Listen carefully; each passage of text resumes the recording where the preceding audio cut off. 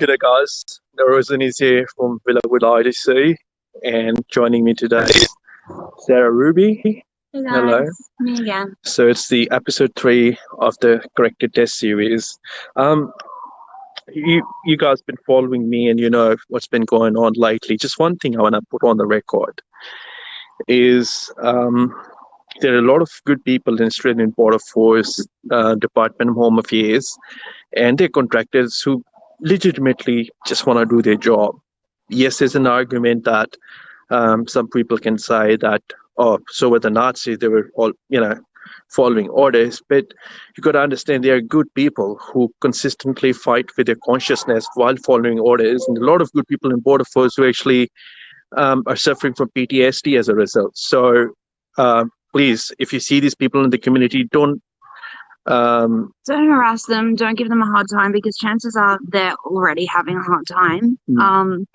There's actually some really lovely guards in this place, and they remember my husband from 10 years ago when he was in here. I mean, he's now a citizen, so that was a pointless exercise, but they're genuinely lovely. They're lovely to me, they're lovely to my family. And, I talk to them about why they're working here, and they say to me, you know what, if I wasn't working here, maybe a bad person would be, and maybe that person would be a racist, or maybe they would be abusive. So I'm a placeholder to stop people like that from coming in here and having access to these vulnerable detainees. And if we start tarring all of Home Affairs, Border Force, Serco, everyone with the same brush, we're no better than the people out there who tar all of the detainees with the same brush. So, just be really, really mindful that these are, there are some good, there are some bad. Everyone here is a human being. Another thing I want to add is, if you don't like your government's policies, just vote wisely. It's not that hard. I mean, it's mandatory voting. You don't like your government's policy, vote better, period. So Over to Sarah Ruby. Okay, guys. So I need to get something off my chest today.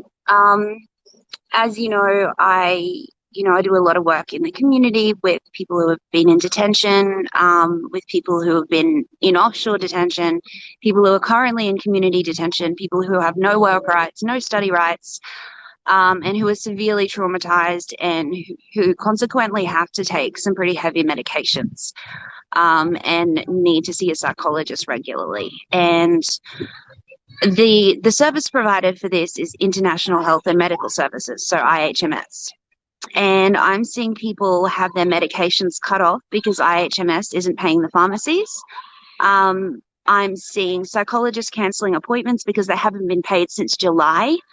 And I'm just wondering what is going to be the end result of this if people are having their psychotropic meds abruptly cut off after they've been medically evacuated.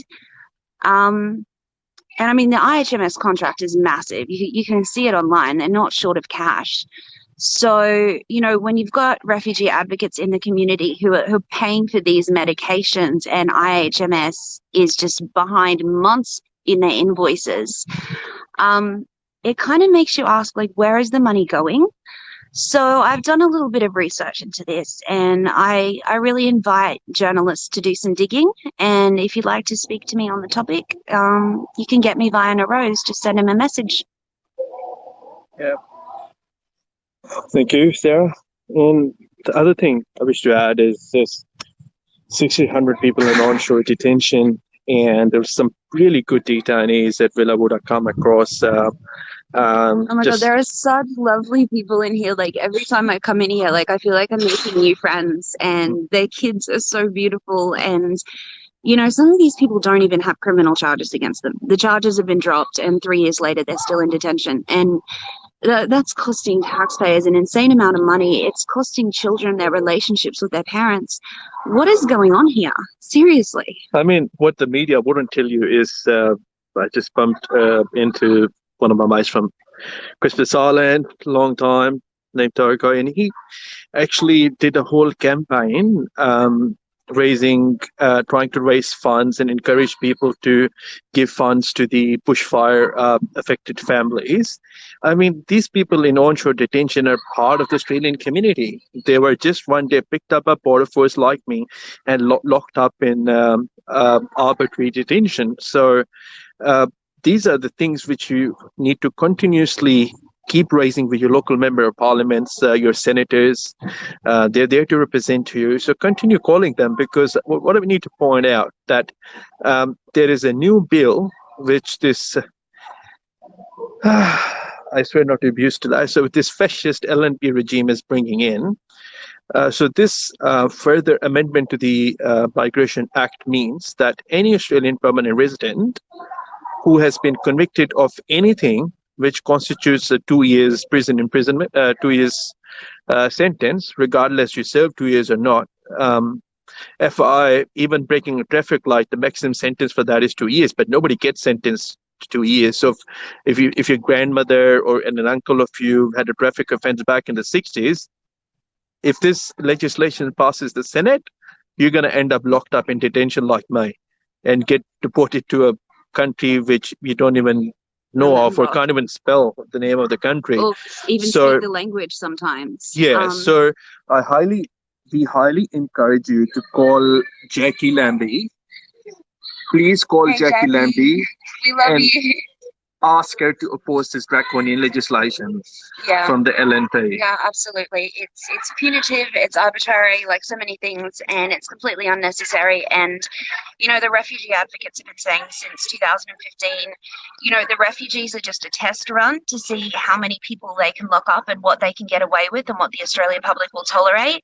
And now we're seeing the extent of it, how many people are just being locked up without charges against them, how many families are being torn apart needlessly. So we really need to stop this slide into fascism, because we're getting to the point where there's no going back. Also, I mean, I often obviously face a lot of complaints, and I believe that, you know, when we see something good, you know, I gotta pay compliments to. So today, I just want to thank the safety manager of, you know, the insurance, Ron Taylor. And I believe that he's running this very smoothly, because we get treated very humanely in the visits. I mean, there are families around in the visits. It's so good to see children having the space and the time with their parents that they really, really need in comfort, and, you know, with a microwave so they can have their 2-minute noodles, so they don't have to, you know, leave the visit after an hour because they're hungry. You know, there's full facilities here to keep families together as much as possible under the circumstances. So this is definitely, I would say, the best detention facility in Australia, and he's doing an amazing job. And the credit goes to the leadership. I mean, I'll say that Border Force Superintendent and Don Taylor, who's getting us treated as humanely as possible. Sarah, you have something more to say? So it was this amazing groundswell that happened last year about the Kids Off Nauru campaign, where everyone came together, and that's really great. What I would like to see is media follow-up. Is anyone asking what's happened to those children? Are they okay now? Are they receiving the court-ordered medical care that is meant to be provided to them? Because I'm telling you what, I know a lot of these children, and the medical negligence is absolutely terrifying. So Kids Off Nauru was great. Thank you, Australia. But please, we need to ask, where are they now and what's happening to them? And I'm not going to say too much about that, because, you know, these kids and these families have totally lost their autonomy. Their stories are not my stories to tell. I'm not going to actively contribute to that loss of personal power. But I definitely need to see people actively asking questions and demanding answers. One further thing which I wish to add, in terms of some of the media reports, some elements within the organization of Serco have been trying to justify violence of another detainee. What I want to say is violence under no circumstances is justified, period. Violence against anyone is never justified. And also on that note, also wish to add that an eye for an eye makes the whole world blind. So we got to counter hatred with love where we can, because yeah, that's the only option. We just gotta fight this war with love. Yeah. Sarah? Yeah, I absolutely agree. You know, usually Narose and I are pretty jokey and where we sort of have a bit of a laugh and a bit of a giggle.